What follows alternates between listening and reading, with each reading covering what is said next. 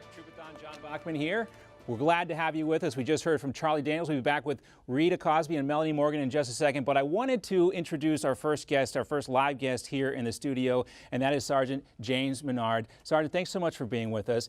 The first question for you is, you've been deployed 5 times. You've been to Iraq, you've been to Afghanistan, you've been to Korea. So tell us what it's like when you actually crack open one of these boxes, you see the coffee, you see the beef jerky, you see the Girl Scout cookies, and you know that somebody back in the States is thinking about you.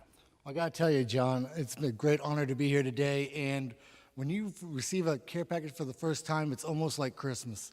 Because what you're actually getting is something from home that you're surprised to receive, that you don't know what's exactly going to be in it. And your friends all come by to see what you got. And most of the time, it's something for everybody.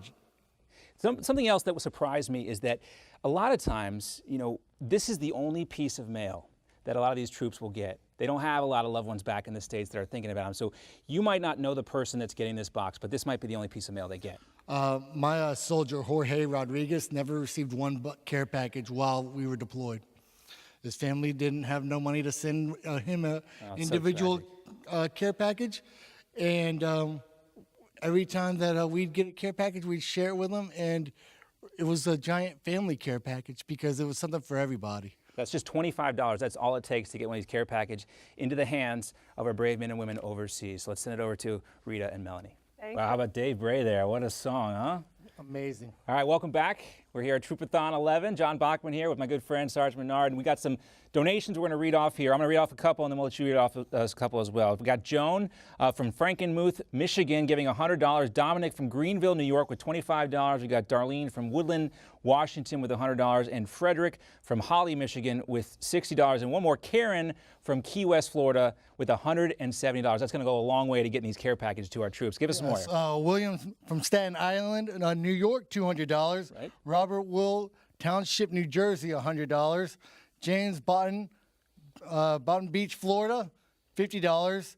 Jennifer, Pasadena, Maryland, $25. Wow, that's great. Keep those donations coming. That money goes directly to putting these care packages in the hands of our troops overseas. We're going to send it back to Melanie and Rita now with more. All right, great to hear from Sean Hannity right there. And I'm with Sergeant James Menard, who's one of our uniformed service members who actually knows what it's like to get one of these care packages. And we've talked about the physical items that go into this, but I love to hear from you guys because we always hear about the little notes that are sent, the personalized messages that come from the people who make these donations. And I have one here that's actually from the Girl Scouts. The Girl Scouts a big sponsor. And this is just from somebody from Troop 8772. And they say, your service matters. Thank you for saving us and our country. I love Tiffany, who's a Girl Scout. And if I can show this up on camera real quick, you can get an idea of what some of these cards look like. If we can get there, you see that one is from Tiffany. So Sergeant Menard, you know, we've talked about this. Everybody says it's like Christmas.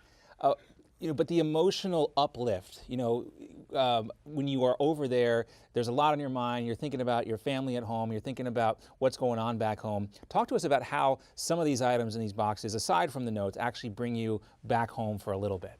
Well, John, that's a lot to feel in your heart at one time. The emotional stress that you're under overseas. For example, my close friend and I, Nick Trujillo, Chief Nick Trujillo and I served together as staff sergeants and just always comforting one another. But when he'd get a package, I'd get a package. Right. Because you guys share these things. You have to make that relationship with your brothers and sisters in arms.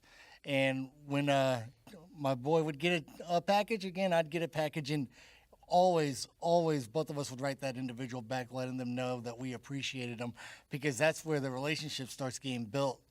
When you receive that package and you write back to let them know that, hey, it has been received. In almost every package I've ever received, there was a letter involved in the package itself, and it also built strong bonds. Well, it's great to talk to you. Glad to have you out here. We'll have you back real soon, and we'll talk more about this. But again, $25 is all it takes to get one of these care packages out to our brave men and women overseas. Back to Melanie and Rita. Oh, okay. All right, they're at Thor, and if you guys weren't listening just a few moments ago, we announced how much Brad gave to us, $3,900. That's going to buy a lot of these care packages. I'm here again with my friend, Sergeant Menard. Sergeant Menard, and this is something I love to do when I get to know a service member like yourself, and I see the accommodations you have on your chest. You see those couple stars there. That means you were in Afghanistan multiple times. In this, we were talking about this. You were in several operations overseas, but you choose to wear this one on your uniform, and tell me why that is. Yes, so I served in the 488 Quartermaster Company, and I've also served in the 473rd, and in all the deployments I've been on, I was stationed with the 488th Combat Support Hospital, and this is the 3rd Medical Brigade Combat Ward. I received it while deployed to Iraq, and I wear it because of the great men and women I served with while serving in Iraq, like again, Jorge Rodriguez and Sergeant Westbrook, and just so many great individuals that help my family make it through a very tough deployment. Yeah, you guys don't do it alone. You guys need a lot of support, though, and that's why we're here.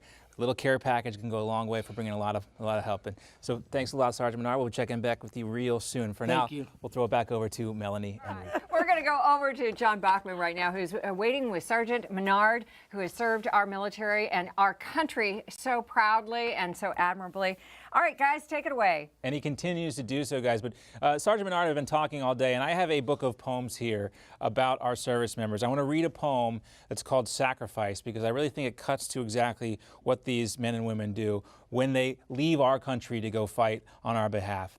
I cannot believe the volunteers we have putting their lives on the line every day. Many choices they make to save the day will change the history books our children will read. So many heroes spoken about by world leaders.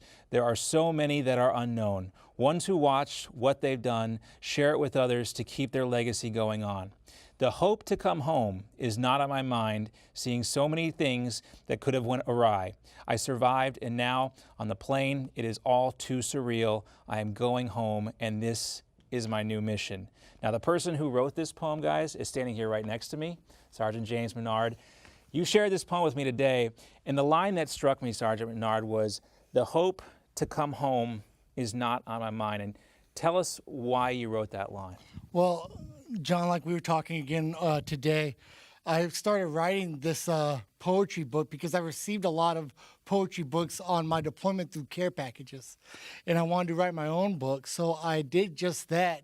And with that poem, it's for not thinking about what may happen or what you hope to happen, but actually what is going to happen, that I will go home because of the faith and love that I have, and that I wanted to share this book with so many others. Melanie, this book is actually signed to you from me and my family as a token for all of the sacrifices that you made to help those who have deployed. Thank you so much, Melanie. I got this book for you already signed. Give it to you real soon. It's an amazing book. And when you read these types of poems, when you read the literature that's been written by the men and women who have been over there, if it doesn't strike to your heart, then you have a lot of questions about who you are. But this is an amazing book, and thank you so much for sharing it with us. Over to Melanie and Rita. Thank you so much, Sergeant Menard. That brought tears to my eyes.